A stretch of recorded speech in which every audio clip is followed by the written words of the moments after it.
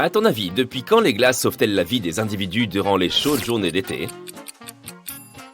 Eh bien, depuis un paquet de siècles. Personne ne connaît avec certitude l'histoire de la découverte de la glace, mais elle remonte probablement à au moins le 4e siècle avant Jésus-Christ. Bien sûr, il ne s'agissait pas de la glace que nous connaissons aujourd'hui. Alexandre le Grand, roi de Macédoine, appréciait la neige et la glace recouverte de miel et de nectar. C'était la première glace. L'empereur romain Néron mangeait de la neige aromatisée aux fruits et au jus. Comment ces hommes obtenaient-ils de la neige s'ils vivaient dans des climats très chauds? Eh bien, leurs assistants couraient jusqu'à une montagne voisine pour en rapporter de là-haut. Je ne sais pas trop comment ils faisaient sans réfrigérateur, mais je suppose qu'ils avaient des moyens.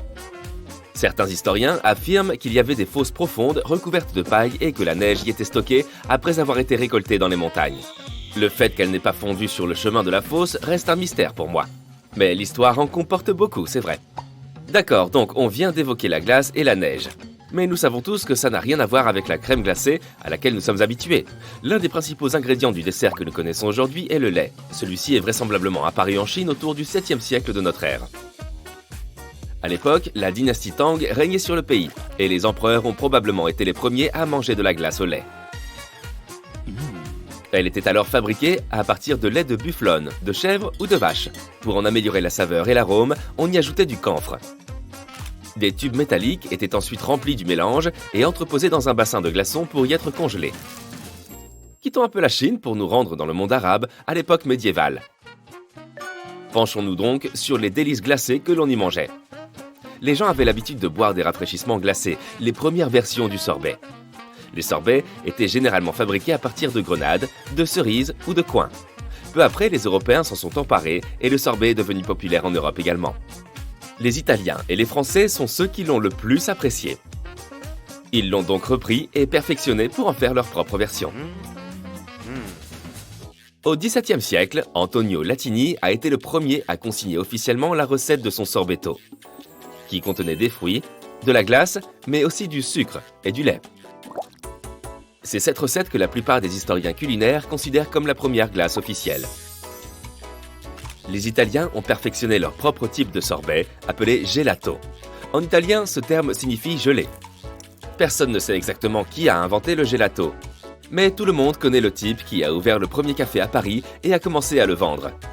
Un Italien de Sicile a ouvert son Il Procopé en 1686 et le café est devenu le lieu de rencontre favori des intellectuels célèbres de l'époque. C'est ainsi que les Français ont découvert le gelato italien, vendu dans des bols en porcelaine ressemblant à des coquetiers. Mais il ne faut pas oublier une chose importante. N'appelle jamais le gelato une glace, surtout devant des Italiens. Même si ces deux produits peuvent sembler similaires, ils présentent de nombreuses différences significatives. Le gelato contient beaucoup moins de matière grasse, moins d'air, son goût est plus intense et il est également servi plus chaud que la crème glacée. Voilà donc pour la méthode italienne. Les Français ont mis au point leur propre dessert glacé, le fromage. Attention, ce fromage n'est évidemment pas notre vrai fromage que l'on connaît aujourd'hui. À l'origine, il était composé de crème, de sucre et d'eau de fleurs d'oranger.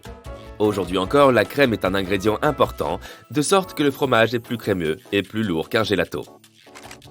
Savais-tu également que des œufs sont utilisés pour produire les deux ? Oui, c'est un ingrédient important du gelato et du fromage blanc, qui donne au dessert la matière grasse nécessaire, mais aussi une saveur spécifique.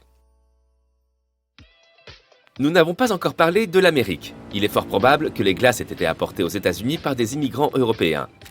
Le premier glacier des États-Unis a ouvert ses portes en 1790 à New York.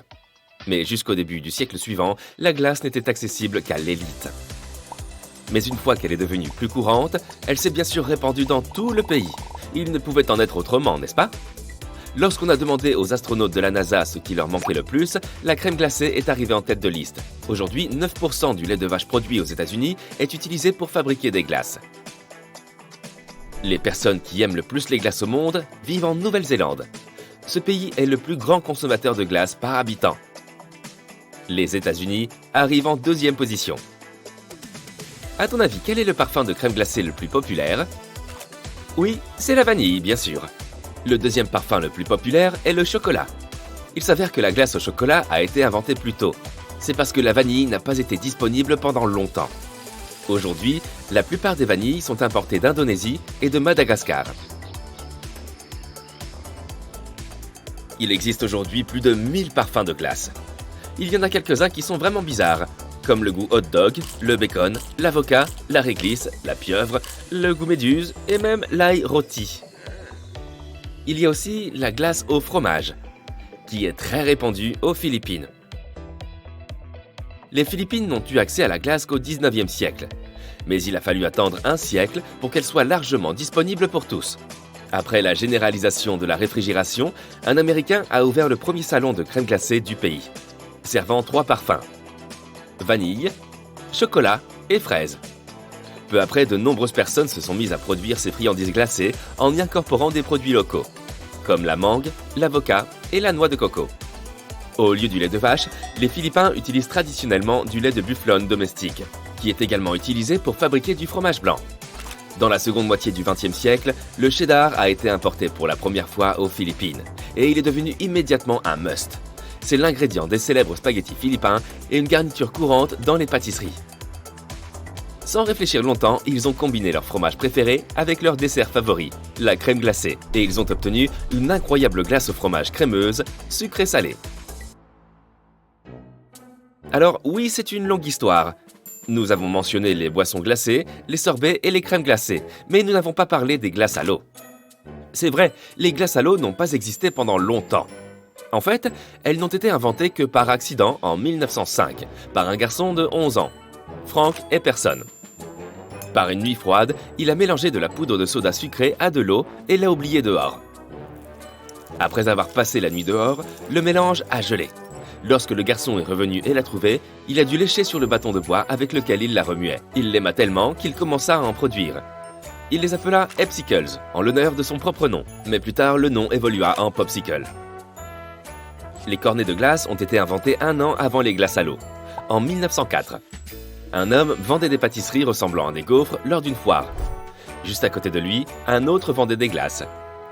À un moment donné, le vendeur de glace s'est retrouvé à court de vaisselle et ne savait plus comment faire. Son voisin a donc roulé ses gaufres et a proposé de vendre des glaces à l'intérieur. L'histoire de la glace n'est pas encore terminée. Des délices glacées continuent d'être inventées aujourd'hui encore. Par exemple, les Slurpees n'ont été inventés qu'à la fin des années 1950. Omar Knedlik travaillait au Dairy Queen de Kansas City et la fontaine à soda est tombée en panne. Pour garder les boissons au frais, il les a placées dans un congélateur. Elles sont devenues gluantes et c'est ainsi que l'homme a eu l'idée de fabriquer une machine qui produirait de telles boissons glacées. Il a même créé le nom IC et dessiné un logo pour la marque. Quelques années plus tard, 7-Eleven a acheté le droit de vendre ces boissons qui sont devenues populaires. La toute dernière invention ressemblant à une crème glacée est le Dippin' Dots. En 1988, un microbiologiste voulait trouver un moyen plus facile de nourrir les vaches. Alors il a commencé à congeler la nourriture des vaches. Puis il a réfléchi un peu plus et s'est rendu compte qu'il était possible de congeler d'autres aliments, et pas seulement ceux destinés aux vaches. Il a donc commencé à congeler de la crème glacée et ce fut une véritable explosion. C'est tout pour aujourd'hui. Peut-être pourras-tu toi aussi inventer quelque chose qui restera à jamais gravé dans l'histoire de la glace, à l'instar de tous les héros que nous avons mentionnés aujourd'hui.